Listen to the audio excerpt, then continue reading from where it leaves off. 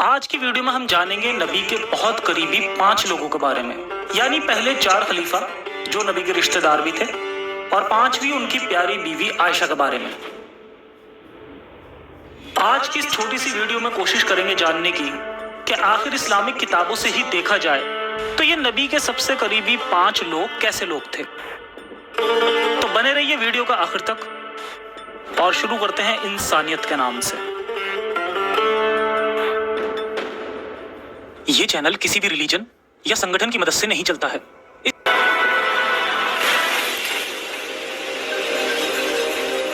لوگوں کا ذکر آتا ہے تو مولوی لوگ اتنی تعریفوں کے پل باندھتے ہیں کہ جیسے دنیا میں ان سے بہتر انسان کبھی گزرا ہی نہیں۔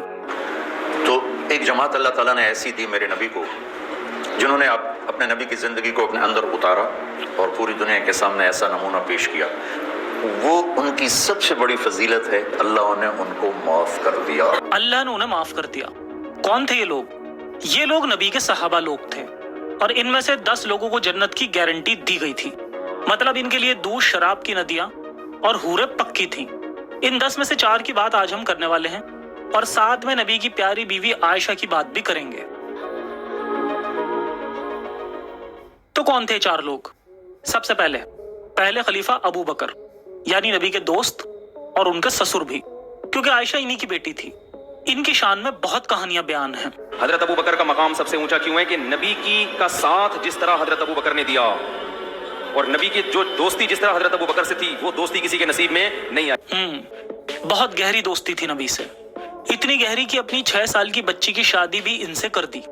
یہ سب سے پہلے خلیفہ تھے، لیکن ان کا شاسن 2 سال سے زیادہ نہیں چلا۔ آئیے دیکھتے ہیں کہ یہ کتنے بہترین صحابہ رہے۔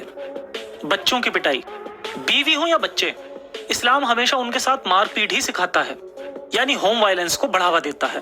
اس حدیث سے ثابت ہوتا ہے کہ جب عائشہ کا نیکلس غائب ہوا تو انہوں نے اپنی بیٹی عائشہ کو پیٹا، اور عائشہ خود کہتی ہے کہ وہ مار بہت دردناک تھی۔ دوسری حدیث سے ہمیں پتہ چلتا ہے کہ یہ شخص کتنا وائلنس پسند تھا کہ اس نے ایک چور کے ہاتھ کاٹ دیے، جس نے کیول 5 درہم کا ایک شیلڈ چرایا تھا۔ بات یہاں چور کو سزا دینے کی نہیں ہے، بلکہ ان ہیومن طریقے سے سزا دینے کی ہے۔ کئی بار انسان مجبوری میں چوری کرتا ہے، ایسے شخص کے ہاتھ ہی کاٹ دینے کی سزا کتنی مناسب ہے۔ اس کے علاوہ یہ شخص اتنا زیادہ برین واشڈ ہو چکا تھا کہ اس کو 2 چھوٹی بچیوں کا گانا بھی پسند نہیں آیا۔ وہ تو وہاں نبی موجود تھے، اور انہوں نے کہا کہ عید پر گانا بجانا غلط نہیں ہے۔ اس شخص کا کٹرپن یہیں ختم نہیں ہوتا۔ مال غنیمت کی چوری کرنے والے لوگوں کے سامان اس نے جلا دیے اور انہیں پیٹا بھی، جبکہ یہ مال غنیمت خود لوٹ کا مال ہوا کرتا تھا۔ وہ بات الگ ہے کہ نبی نے اس کو حلال بتا دیا تھا۔ اس کے علاوہ ہمیں کئی حدیثیں ملتی ہیں جس میں رات کے حملوں میں ابو بکر ہی لیڈ کرتا تھا۔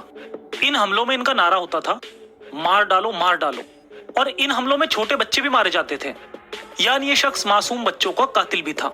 اس حدیث میں یہ بھی ہے کہ جب یہ معاملہ نبی کے پاس لایا گیا تو رحم دل نبی کا کہنا تھا کہ یہ بچے بھی انہی میں سے ہیں، یعنی کافروں میں سے ہیں، اسی لیے ان کے مارے جانے میں کوئی پرابلم نہیں۔ یعنی نبی بھی کوئی کم بہترین شخص نہیں تھے۔ اس کے علاوہ یہ شخص نبی کی بنائی گئی جاہلانہ اور ان ہیومن سزائیں جیسے کہ سٹوننگ میں بھی آگے رہتا تھا، جس میں کسی زندہ انسان کو پتھر مار مار کے مار دیا جاتا ہے۔ تو یہ کریکٹر تھا ابو بکر کا۔ ویسے تو اس کے بارے میں بتانے کے لیے اور بھی بہت کچھ ہے، لیکن اس ویڈیو کو چھوٹا رکھنے کے لیے ہم ان صحاباؤں کے لمیٹڈ کارنامے ہی رکھیں گے۔ اس کے بعد اگلے صحابی ہیں عمر۔ حضرت عمر رضی اللہ تعالیٰ عنہ کے پاس ایک شخص آیا نا کہ میرا بیٹا میری اطاعت نہیں کرتا۔ حضرت عمر نے بلا کے پوچھا کیوں باپ کی نہیں مانتے؟ باپ سے بڑھ کر کون سا رشتہ ہے؟ تو اس نے بتایا میرے ابا نے یہ کیا، میرے ابا نے یہ کیا، میرے ابا نے یہ کیا۔ حضرت عمر نے پھر اس بیٹے کی سائڈ لی ہے کہ تو نے زندگی بھر اپنے بیٹے کا کوئی بھی حق ادا نہیں کیا، کچھ تو تیری بھی تو کچھ ذمہ داری ہے نا۔ ارے واہ، یہ بیان کو دیکھ کر تو ایسا لگتا ہے کہ بہت ہی بہترین شخص کی بات ہو رہی ہے، لیکن تاریخ اور حدیثوں سے پتہ چلتا ہے کہ یہ شخص عمر ایک دبنگ اور شارٹ ٹیمپرڈ شخص تھا، جس نے بہت چھوٹی چھوٹی باتوں پر لوگوں کی گردنیں اڑا دی۔ آئیے دیکھتے ہیں اس عظیم شخص کی شخصیت۔ وائف بیٹر، یعنی بیوی کو پیٹنے والا۔ جی ہاں، یہ شخص بھی بیوی کو پیٹنے میں یقین رکھنے والا بہترین شخص تھا، اور اتنا بہترین کہ اس کا کہنا تھا کہ ایک ہسبینڈ سے یہ سوال ہی نہیں کیا جا سکتا کہ اس نے اپنی بیوی کو کیوں پیٹا۔ ماشاءاللہ، کیا عظیم شخصیت ہے۔ ایک معصوم بچے کو بھی مارنے چلا۔ جیسا کہ میں نے پہلے بتایا تھا کہ یہ شخص بہت ہی دبنگ اور چھوٹی چھوٹی بات پر لوگوں کی گردن اڑا دیتا تھا۔ ایسا ہی ایک ایگزامپل ایک حدیث میں ہمیں ملتا ہے جہاں یہ ایک چھوٹے بچے کی ہی گردن اڑانے چلا تھا۔ जी हाँ, हदीस से पता चलता है कि एक बार ये नबी के साथ कहीं जा रहा था और रास्ते में कुछ बच्चे खेल रहे थे, जहाँ एक बच्चा इब्ने सैयाद भी था जो अभी अपनी प्यूबर्टी तक भी नहीं पहुंचा था। जिस तरह आज हमारे मोमिन भाइयों को हर इस्लाम के खिलाफ शख्स दज्जाल नजर आता है, ठीक वही हाल हमारे प्यारे नबी का भी था। बच्चे से पूछा कि क्या तुम मुझे नबी मानते हो? बच्चे ने मना कर दिया। इस पर उमर, ये बेहतरीन शख्स, अपनी तलवार निकालते हुए बोले कि ओ अल्लाह के रसूल, मुझे इसकी गर्दन उड़ाने दो। हालांकि नबी ने यहाँ मना कर दिया। उनका कहना था कि ये दज्जाल होगा तो तुम इसे मार नहीं पाओगे, और ये दज्जाल नहीं है तो इसे मारने की कोई तुक भी नहीं बनती। खैर, नबी ने क्या कहा वो इम्पोर्टेंट नहीं है, उमर उस बच्चे की गर्दन उड़ाना चाहता था, ये इम्पोर्टेंट है।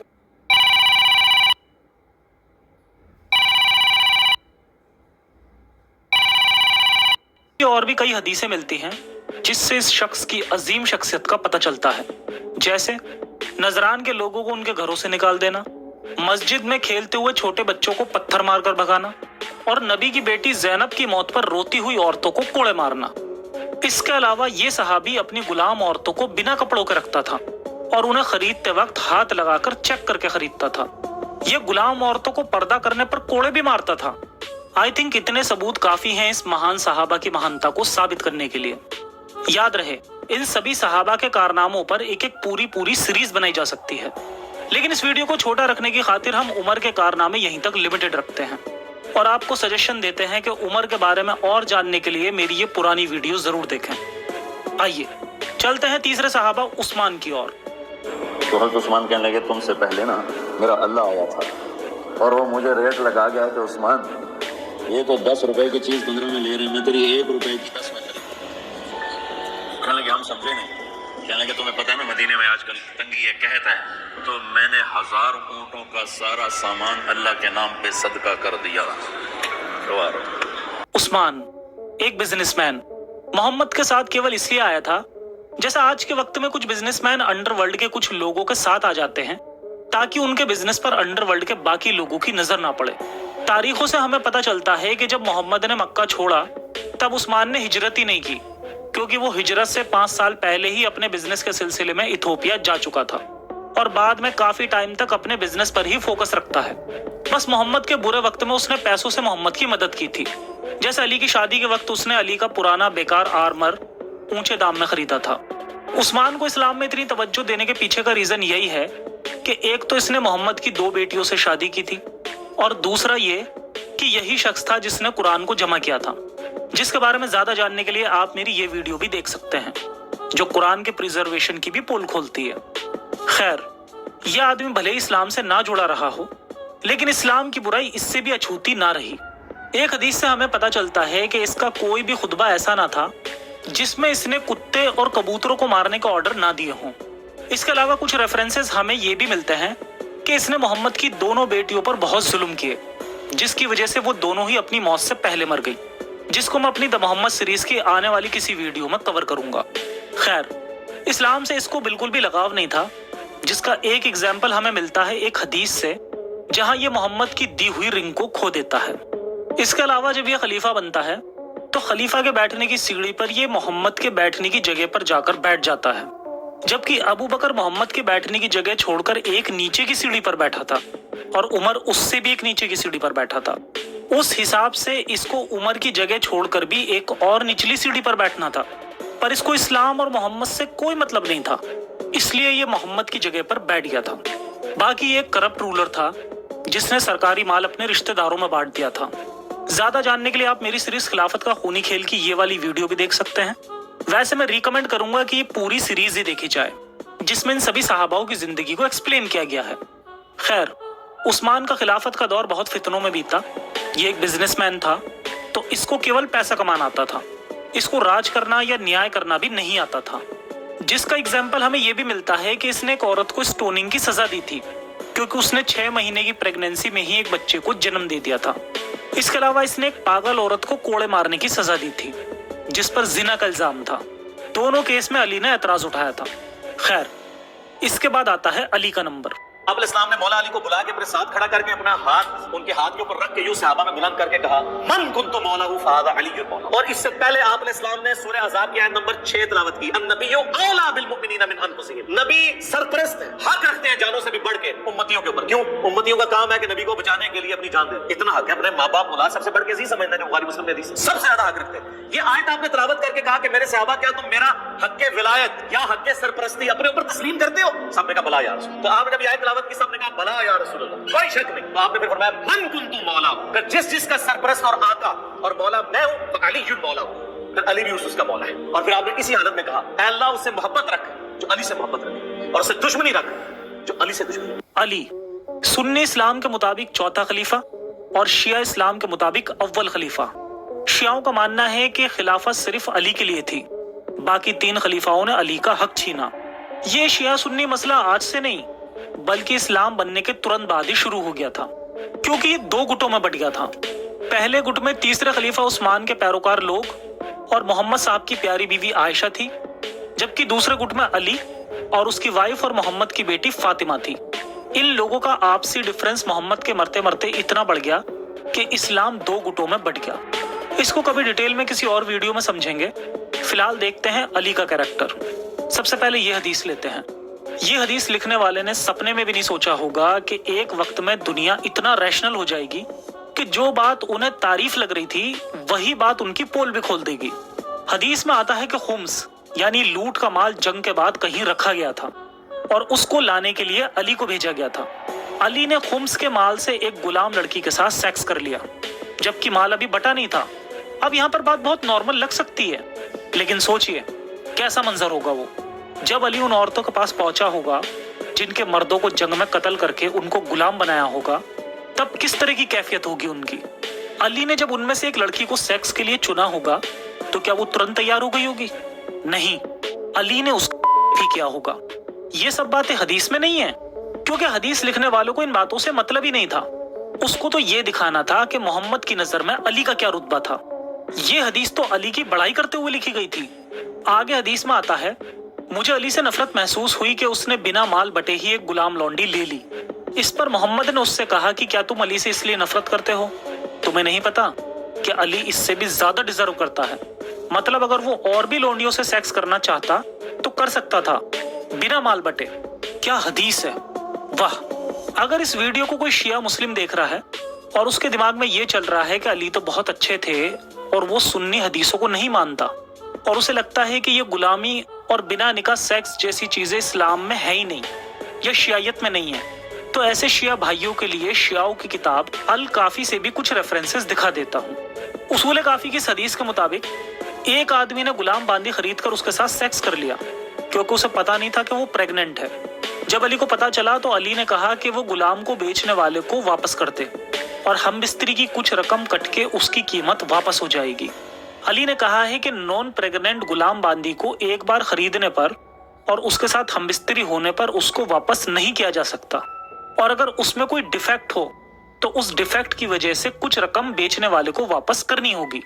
जरा ध्यान से देखिए, डिफेक्ट जैसे बात किसी इंसान की नहीं बल्कि किसी पालतू जानवर की हो रही हो। गुलामी के लिए ये शिया रेफरेंस देना जरूरी था। अब अगली हदीस देखते हैं। अगली हदीस में आता है कि अली ने एक औरत को जुमेरात के दिन कोड़े लगवाए और जुमे के दिन स्टोनिंग यानी पत्थर मार मार कर उसकी जान ले ली। यहाँ इससे कोई फर्क नहीं पड़ता कि उस औरत ने क्या किया था। औरतों को इस तरह की सजा देने वाला शख्स कैसा होगा, सोच सकते हो। अगली हदीस में हमें पता चलता है कि कुछ लोगों ने इस्लाम छोड़ दिया था तो अली ने उन्हें जिंदा जलवा दिया। इसके अलावा अली ने पूरी एक ख्वारजी मुस्लिम जमात को कत्ल कर दिया था, जिसको बेहतर जानने के लिए आप फिर से मेरी सीरीज खिलाफत का खूनी खेल जरूर देखें।